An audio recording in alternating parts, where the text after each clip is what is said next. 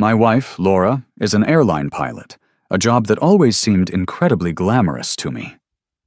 The airline she worked for offered its employees a rather generous perk, a free domestic family travel ticket each year. It was a benefit I'd heard about, but even after 5 years of marriage, had never once taken advantage of. Whenever I brought it up, Laura would casually mention that she had given it to one of her colleagues who needed it more than we did, a gesture that I always found to be incredibly kind and selfless. That perception shattered one evening when I glanced at her phone, which she'd left on the coffee table. A notification from the airline was displayed on the screen, and its contents made the air in my lungs turn to ice. It read, "Laura, your free ticket has been redeemed for this year. Flight from Manhattan to Iceland on December 10th at 10 a.m. Please confirm family names. Husband Mark, child Leo." I stared at the words, reading them over and over, but they refused to make any sense. A different husband? A child? The shock was a physical blow, knocking the wind out of me. Laura had another family. The future we had planned together. The promises we had made to grow old side by side. All of it crumbled and turned to dust in that single, devastating moment. The entire foundation of our 5-year marriage was a lie. My first coherent thought was to escape. I picked up my own phone, my hands trembling, and dialed my colleague, Sarah. "Sarah," I said, my voice sounding distant and strange to my own ears. "About that research project you offered me. I'm ready to join. I'll see you in a week." And just like that, I set the wheels in motion. A week later, Laura would fly across the world for her secret vacation. But she would never see me again. A few days prior to her scheduled trip, I was home alone when her phone, which she'd once again forgotten in her haste to get to the airport, began to buzz incessantly on the kitchen counter. "Honey, what time are you coming home?" One message read. "Our son and I are waiting for you to have dinner. It's Leo's 3rd birthday today. Don't forget to buy him a gift." My blood ran cold as I read the words. Manhattan, one of Laura's most frequent destinations for work, wasn't just a layover city. It was where she had a second home, a second life, a life that included a son who was celebrating his 3rd birthday on this very day. The line from the airline notification echoed in my head. Husband Mark, child Leo? It felt like a sledgehammer striking my skull repeatedly, leaving me dizzy, disoriented, and utterly unable to process the magnitude of her betrayal. Just then, my own phone rang. It was Laura. "David, honey," she said, her voice its usual cheerful and loving tone. "I'm such an idiot. I left my phone at home. I'm already at the airport, and my flight to Manhattan leaves in an hour. Could you be a doll and bring it to me? Did anyone call?" I clenched my fist so tightly my knuckles turned white. "No," I managed to say, keeping my voice steady through sheer force of will. "No calls. The phone seems to be dead, actually." I could almost hear the relief in her voice as she sighed. "Oh, okay, well, please turn it off to save the battery then. I'm so sorry to make you come all the way out here." When I arrived at the airport, Laura was waiting just before the security checkpoint. She hadn't boarded yet. She walked over quickly, a brilliant smile on her face, and took the phone from my hand before planting a kiss on my cheek. "Love you," she said. Dressed in her crisp pilot's uniform, she looked absolutely stunning. It occurred to me then that she always put extra effort into her appearance before a flight, a little more makeup, her hair styled perfectly. She was even wearing a perfume I didn't recognize, one she hadn't put on before leaving the house. It must be for her Manhattan husband, I thought, with a fresh wave of nausea. I instinctively turned my head away from her. "Your perfume is a little strong," I said, my voice flat. She paused, a flicker of confusion in her eyes, and was about to say something when one of her colleagues spotted us and laughed. "Look at Laura and David. Still so sweet after all these years of marriage." Laura's professional smile snapped back into place. She laughed and wrapped an arm around my shoulders, pulling me close. Go on," she said to her friends. "You can all envy me for having such a wonderful husband. Hurry up and get married yourselves." I forced a smile onto my own face and gently stepped back from her embrace. "You'd better get going," I said. "I'm heading back." As a final act in this twisted play, I reached out and adjusted the collar of her uniform. "My wife is so beautiful," I joked, the words tasting like ash in my mouth. "Don't let any of those wild men in Manhattan steal you away from me." She playfully pinched my nose. "Don't you worry," she chirped. "One of you is more than enough to handle." As she turned to walk through the security gate with her crew, my smile froze and then collapsed. "Really?" I wanted to scream after her. "Am I enough? What about Mark?" I stood motionless in the bustling terminal, watching the plane that would carry her to her other family taxi down the runway and take off into the sky.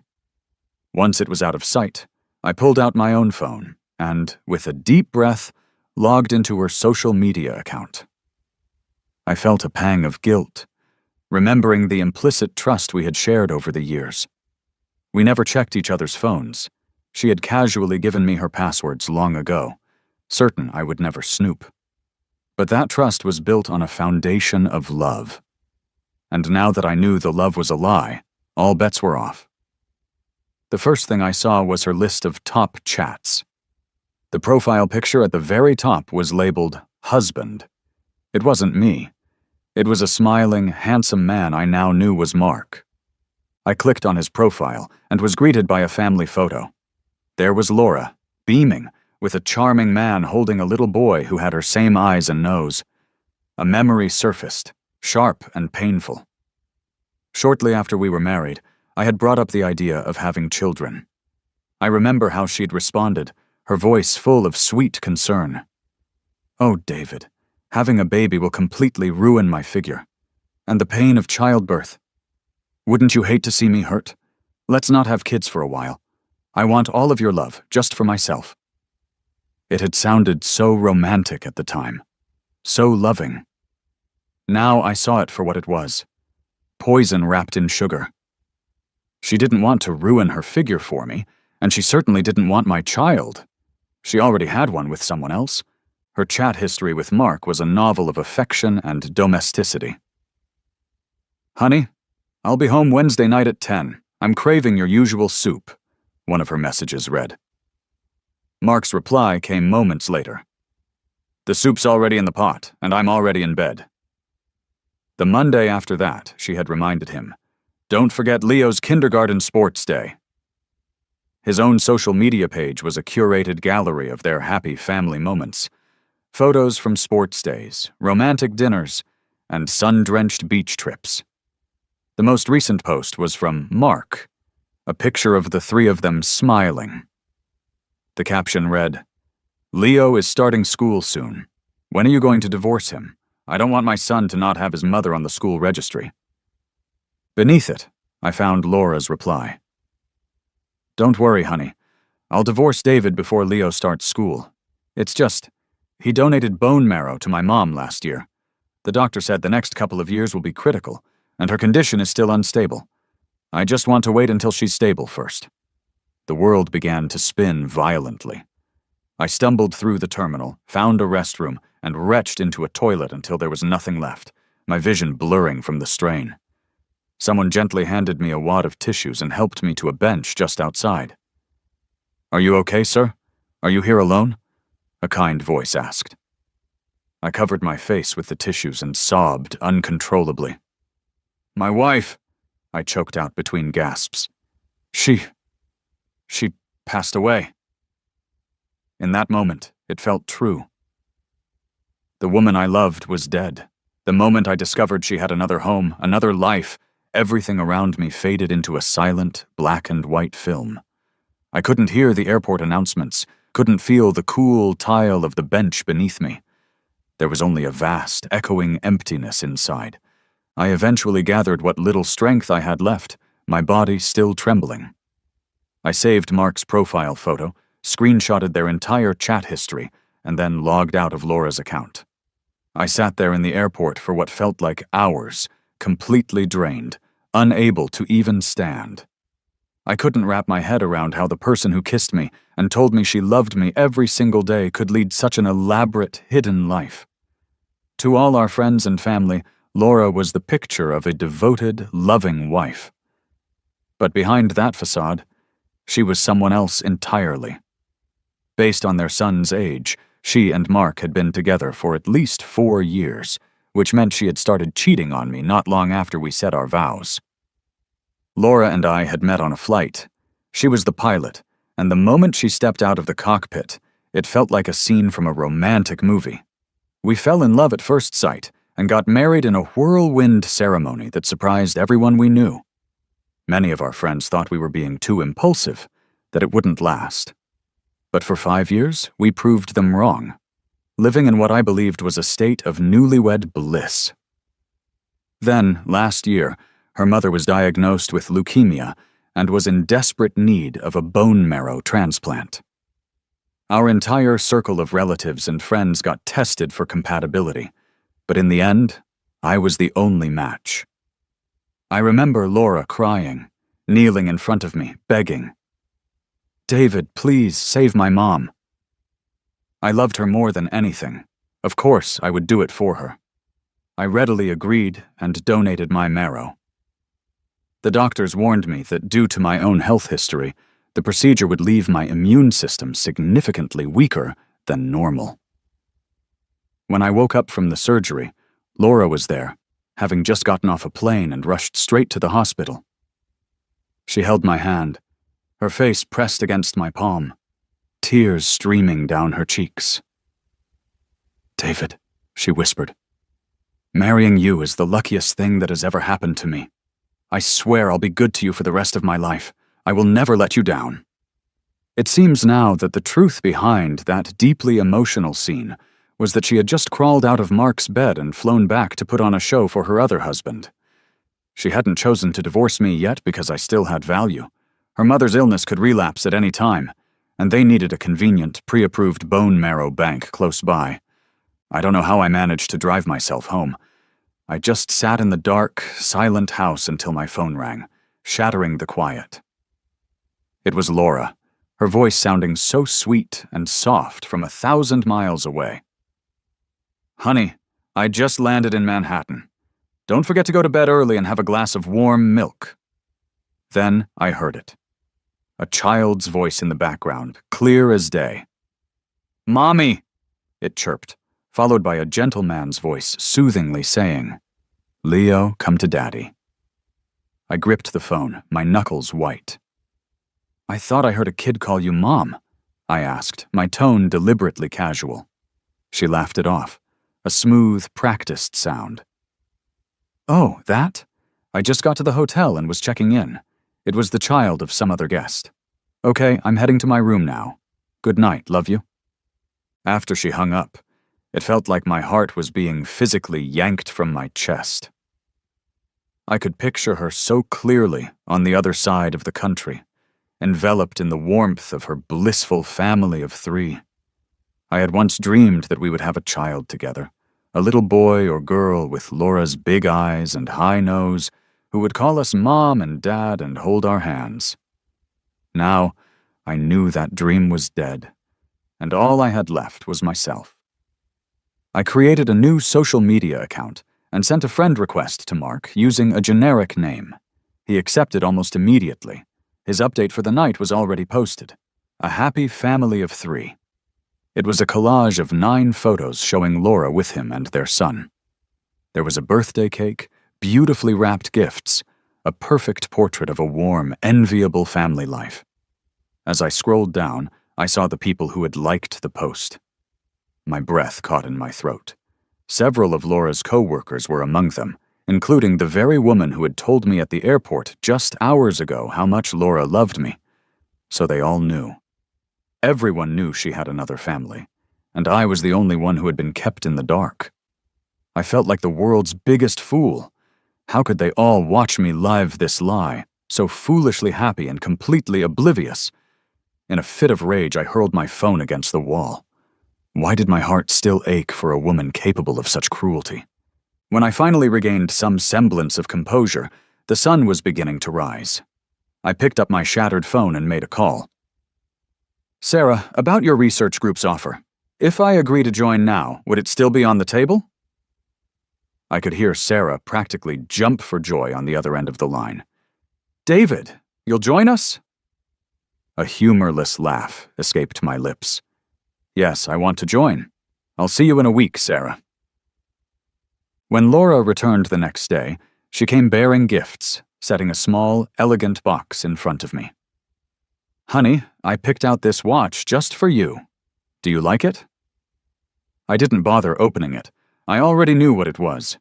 I had seen a photo of the exact same watch on Mark's social media page, with the caption, "A gift like this is perfect for a needy old fool." Laura opened the box herself, her face expectant. "So, do you like it?" she asked again. I glanced down. It was indeed the same watch. As she leaned in close to put it on my wrist, I spotted a small red mark just behind her ear. A hickey. A wave of intense nausea washed over me, and I shoved her away, rushing to the bathroom to vomit. She followed me, her face a mask of concern. "What's wrong? Are you not feeling well? Let me take you to the hospital." Looking at her worried expression, I was tempted to ask if she was genuinely concerned about my health or just worried that her backup organ donor was malfunctioning. But I said nothing. That night, when she tried to initiate intimacy, I pushed her away again. "I don't feel well," I said coldly. "I'm going to sleep in the guest room." Since learning about her other man, her touch made my skin crawl. I watched the days on the calendar tick by, the date of her free flight to Iceland drawing nearer. I just had to hold on a little bit longer. Soon she would leave, and we would be done for good. A few days before her departure, she told me, "I have a business trip to Iceland for a week, but you're not feeling well. Maybe I should stay home." I looked at her, my expression unreadable. "It's just a stomach issue. The medicine will take care of it. You go. Just make sure to bring me back something nice." On the day of her departure, I drove Laura to the airport. She gave me a long kiss goodbye. "I'll bring you back something lovely," she promised. Her coworker who was traveling with her teased, "It's just a business trip, Laura, not a second honeymoon." I smiled back at them. "You two didn't have breakfast, did you? I'll go grab you some coffee." With only 30 minutes until boarding, I used it as an excuse to get away from her. I couldn't stand being near her for another second. When I returned with the coffees, she and her colleague were chatting with their backs to me. I stopped, hidden behind a pillar, and listened. "You're really good," her coworker said.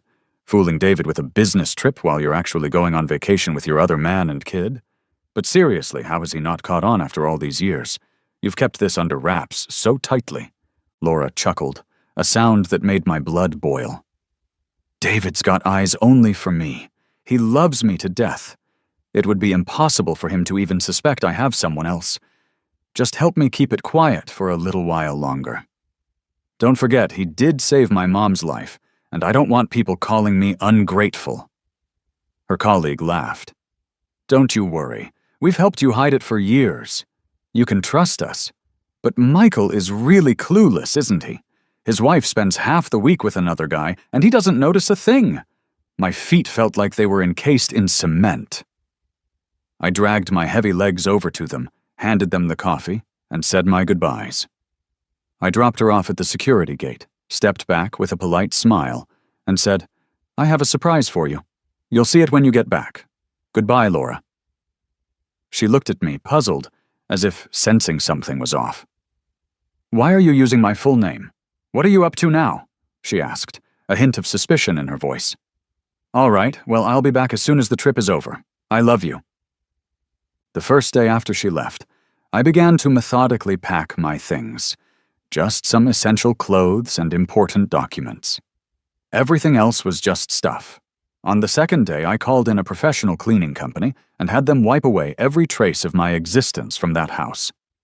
The third day, it was as if I had never lived there at all. That afternoon, I gathered all of our photos, including our wedding pictures, into a large metal basin in the yard. I set them on fire and watched them burn until nothing remained but a pile of gray ash, which I then scattered under the rose bushes as fertilizer. On the fourth day, I printed out every single picture of Mark, Laura, and their son from his social media page. I plastered them on every single wall in the house. Every room, every hallway was covered in smiling photos of their happy little family of 3. On the fifth day, I had my lawyer, Ben, draft a divorce agreement. I signed it, added my fingerprint, and left it on the coffee table in the living room, the most noticeable spot in the house. On the sixth day, I left the house key on the counter, grabbed my luggage, and closed the front door behind me for the last time. Sarah was waiting outside to pick me up. Our entire research team had booked rooms at a hotel near the airport, as we were all heading out together the next morning. In my hotel room that night, I added Mark as a contact on my phone. The contact name I used was simply David. He must have already known my name from Laura because he accepted the request almost instantly. A message from him appeared. "David, I figured we'd never interact directly. Took you long enough to reach out. Years of patience finally broke, huh?" I typed back a single question. "When did it all start?" he replied with smug arrogance. "You can't be just finding out about Laura and me now, right? David, it's about time you got dropped. She's been cheating on you for 4 years, and you had no idea. But I knew about you from day one, David. I had a kid with Laura to make sure she was tied to me. We travel together every year. You know those companion tickets she gets? It was always my name on them, never yours. You think you're so important to her. She only kept you around for as long as she could use you." I cut off his gloating tirade. "I contacted you to let you know I've left. If you want to be her husband, that's between you and her now. Just get her to sign the divorce papers." After sending that message, I turned off my phone. We were heading to a remote research area, completely cut off from the outside world. As we were preparing to leave, Sarah asked me, "Going in there could mean a year or more without coming out. Maybe just a few phone calls. Your wife is cool with that?" I smiled faintly and held up my left hand, showing her my bare ring finger. "I'm divorced," I said. "No worries. I can stay as long as needed." Sarah looked like she wanted to say more, but she held her tongue. The day after I disappeared, Laura returned to Los Angeles. She opened the front door to our home and froze, the color draining from her face. Pictures of her with Mark and Leo covered every inch of the walls, a gallery of her betrayal. She took a stumbling step back, her voice shaking as she called out my name. "David! David!" But no one answered. Only her own voice echoed through the eerily empty rooms. She ran frantically through the house, discovering that all of my things were gone. My clothes, my shoes, even my toothbrush and hairbrush had vanished as if I were a ghost who had never lived there. Trembling, she peeled one of the photos off the wall. The 3 of them, a happy family, smiled back at her. She finally realized that I knew everything. While she was on her idyllic vacation with her lover and their son, I had silently and methodically dismantled our life together and left. She collapsed onto the couch, murmuring my name over and over, refusing to believe it was real. She tried calling me, but my phone was off. Then, she saw the divorce papers and my wedding ring on the coffee table, along with a short note. "Laura, once you've signed, give this to Ben, the lawyer. He'll handle the rest." She immediately phoned Ben, demanding to know where I was. Ben calmly replied, "Laura, where David is doesn't matter anymore. He doesn't want to see you. Did you really think you could cheat on him for years and he would just pine after you?" "I need to explain. It's not like that," she insisted desperately. Ben's voice was cold. "David wanted you to know that if you refuse to sign the divorce papers, he is prepared to sue. Adultery, with a child as proof, is clear grounds for a much heavier case against you, depending on how we decide to prove paternity. As his lawyer, I will handle all the proceedings. And personally, Laura, I have to say, you've got some nerve." Desperate, Laura kept trying to call me, but I was unreachable, as if I had vanished from the face of the earth. She even went to my parents' house, but my mother, her eyes red with tears and anger, chased her away. "Get out!" she screamed from the doorway. "My son wouldn't have run away if you hadn't cheated on him. Was he not good enough for you and your family? He sacrificed his own health for yours, and you repay him by having another man's child? You're shameless!" She slammed the door in Laura's face. "Never come back here, you hear me?" Outside, the neighbors, who had watched me grow up, gathered and murmured amongst themselves. "That's David's wife. She cheated. Has a kid with another man. Disgusting. David gave her everything. Even saved her mom." Laura left in a hurry, their angry shouts following her down the street. She tried asking my friends where I might have gone, and finally one of them told her that I had joined a confidential research team and wouldn't be back for at least a year, maybe 2. Confidential basically meant that unless I chose to contact her, she could forget about ever finding me. I threw myself into my research, working day and night, and the feeling of focus and purpose was incredible. A year passed. Sarah eventually came to me, worried. "You don't have to work this hard, David. We get a vacation once a year. You should go explore, or at least visit your parents. They haven't seen you in a year and must be worried sick. Go home for a visit." I returned to civilization, and the moment I was in an area with a signal and turned my phone on, it was flooded with a year's worth of missed calls and messages. Almost all of them were from Laura. Since she couldn't reach me by phone, she had sent a barrage of frantic texts. "David, I'm so sorry. Can you please give me a chance to explain? I really do love you. I messed up. Can you forgive me? I was drunk. I didn't cheat on purpose. David, where are you? Please come home. Yell at me, curse at me, just don't ignore me. I'm sorry, I didn't think Mark would be so ineffective." A whole year had passed, and she still hadn't signed the divorce papers. I blocked her number. I didn't want to see another word from her. I called Ben, who confirmed she hadn't signed. "But," he said, "when your work is done, after 2 years of separation, you can still get divorced by default." I went back to my parents' house, not expecting Laura to be lying in wait for me outside the neighborhood. The moment she saw me, she rushed up, her eyes wild and red-rimmed. "Where did you go?" she cried, reaching for me. I stepped back, dodging her touch. "Laura, where I went is no longer your concern," she insisted, her voice cracking. "You're my husband. How can it not matter where you go?" I looked at her with pure mockery. "I'm your husband, so where you go matters to me. What about those weekly trips to Manhattan for 4 years? Did you ever think if that mattered to me? Having a child with another man, did that matter to me? We're getting a divorce now, and suddenly my whereabouts matter? Laura, your view of the world is incredibly two-faced. Can you please show some shame?" She looked uncertain. "I was wrong," she whispered. "Can you forgive me?" I almost laughed out loud at the absurdity. "Susan, you still haven't figured it out, have you? The only reason I didn't charge you with bigamy is because I find the thought of you utterly disgusting. I don't even want to look at you, let alone have any more entanglement with you, so you had better sign those divorce papers quickly. Otherwise, we will meet in court, and I promise you, it won't be simple." Then she grabbed my arm, her grip like a vice. "No, I won't divorce you. You have no idea how I've searched for you all year. I'm going crazy. You know how much I care about you, David. No one else can ever replace you. I made a mistake. Please don't leave me. Forgive me, I'm begging you. It was just a moment of madness with him. Think about our past. You still love me, right? I spent this entire year thinking only about you, regretting everything. You once said you'd never leave me, that you'd always love me. You know how much I love you. With them, it's only duty. There's no love." I shook her hand off me. "So what are you saying? We don't get a divorce, and you just carry on with a flag at home and your colors flying outside? And what about your son? You don't want him anymore?"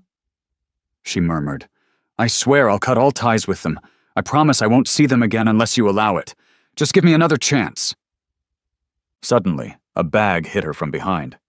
"Laura, what are you saying? You're dumping us?" It was Mark, holding their son, Leo, by the hand. "You expect me to raise our kid alone? You promised you would divorce David and marry me. Are you changing your mind now?"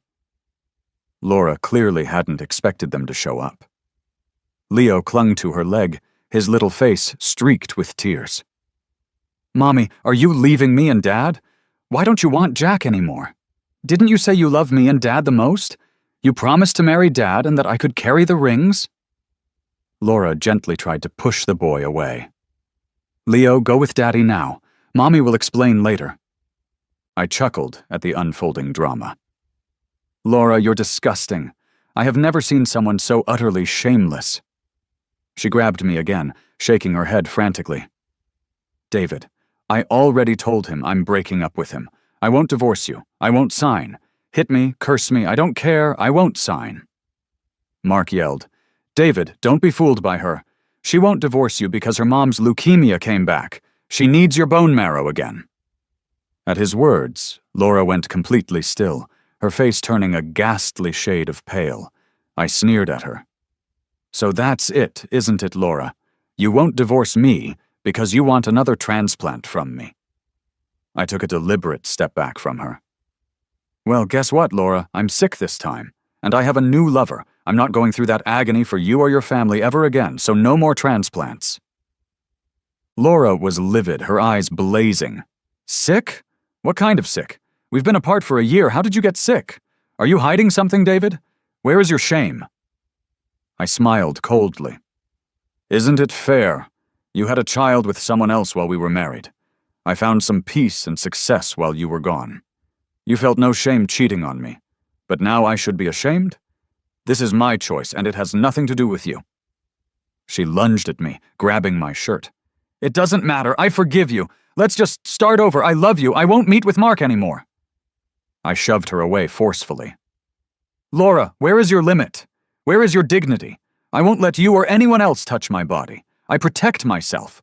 This is my business, and no one can force me to get another transplant. So stop dreaming, Laura. I will not save your mom again. No one can guilt-trip me into it. Bone marrow donation is voluntary, and I do not volunteer." With that, I shrugged her off and walked away, not looking back as I entered my parents' neighborhood. She didn't follow, because she and Mark were already screaming at each other. She slapped him so hard he fell to the ground. Then she pulled him up by his shirt. "Why are you here? Why did you tell him about my mom's illness? If anything happens to her, I will never let you off the hook." Mark looked at her as if she were a stranger. He probably never expected the woman he'd spent years with to turn on him with such venom. "Do you have any idea how hard it is to find a matching bone marrow donor? David was a perfect match for my mom, and because of what you just said, that chance is gone forever. Tim, get out of here. Go as far away as you possibly can." From a safe distance, I watched them argue and fight. I smiled faintly and clutched my wrist. I wasn't sick, and I didn't have a new lover. I had just used a simple lie to shatter Laura's last hope. She had exploited me again and again, and this time I was making her experience what it felt like to have her own plans backfire on her. The next day before dawn, I left my parents' house and returned to my research team up in the mountains. I knew that if I stayed any longer, Laura would never stop pestering me. My appearance had given her a glimmer of hope, and my departure would crush it into pieces. It was the only way she would ever truly understand despair. A year later, when I had finished my research project and returned to Los Angeles for good, Ben came to see me. He told me that Laura's mother had passed away. The leukemia had relapsed, and they couldn't find a suitable donor in time. Laura had been devastated, and her inability to find me during that time had made it worse. She had watched her mother's last chance slip away, and she blamed herself entirely. The truth was, after the first transplant, the doctor had told me privately that her mother's body could only handle one such procedure. If the cancer returned, another transplant would be futile. But that was a truth I would never tell Laura. I wanted her to live with that guilt, with a conscience that would never be at ease. She sank into a deep regret, convinced that if she hadn't cheated, I wouldn't have left. And if I hadn't left, her mom would have had another chance and survived. This thought nearly drove her insane. Laura finally signed the divorce papers, but she didn't marry Mark. She hated him, believing that because he had revealed the truth about her mother's illness, I had left her forever. Mark, meanwhile, was on the brink of a breakdown. He took their son to Laura's airline company to make a public scene. "When I met her, I didn't know she was married," he shouted in the lobby. "She lied to me and said she wasn't. She deceived me, always saying she would divorce her husband and marry me. But now she's avoiding me, won't marry me, and refuses to pay child support. If you don't sort this out, I'll stream it online and see how the public reacts to your airline's moral standards." Laura was called into her supervisor's office, where she saw Mark and the kid. Her eyes reddened with fury. "What are you doing here? Haven't you done enough damage?" After hearing Mark's accusations, she became livid. "I lied to you. You were the one who seduced me the first time we met. I was wearing a wedding ring. How can you claim you didn't know I was married?" Their argument turned into a huge, ugly scene, exposing Laura's long-term affair and illegitimate child to everyone at her workplace. The uproar caused by Mark, paired with her already unstable emotional state following her mother's death, left a terrible impression on the company. Shortly after, she nearly caused a serious incident during a flight due to her distraction. The airline immediately suspended all her duties and placed her on indefinite leave, a decision that practically destroyed her career. She locked herself away at home, refusing to go out. But Mark took their son and blocked her door. "What more do you want from me?" she screamed through the door. "Isn't ruining my life enough for you? I lost my job, my mother died because of you. What's left?" Mark pushed their son towards her. "Laura, this is your son. You're refusing to marry me and pay child support, so you can take care of him yourself." Laura shoved the boy away in disgust. "Just because you say he's my son doesn't make it true. We were never married. I have no obligation to take care of him." The little boy, Jack, got scared being pushed back and forth and began crying loudly. As neighbors gathered to watch the spectacle, Susan's face turned crimson with shame and rage. "You wrecked my life, Tim. We can never be together. I will never marry you, so give it up. You say this kid is mine, but you were my lover. How do I know you weren't someone else's too? I'm not taking this child. Don't ever come looking for me again." With that, she slammed the door in his face. Later, I learned the final chapter of their story from Ben. Tim eventually left the child at Laura's parents' house, saying, "This is Laura's son, your family's kid," before leaving without a backward glance. He camped out in his car across the street from Laura's building for days, waiting for her to finally come out. Eventually, he saw her walking down the sidewalk. He started his engine and drove straight towards her. "Laura!" he screamed. "Since you broke your promise, let's go to hell together." He floored the accelerator, hitting Laura and killing her instantly. The car then crashed into a roadside pillar.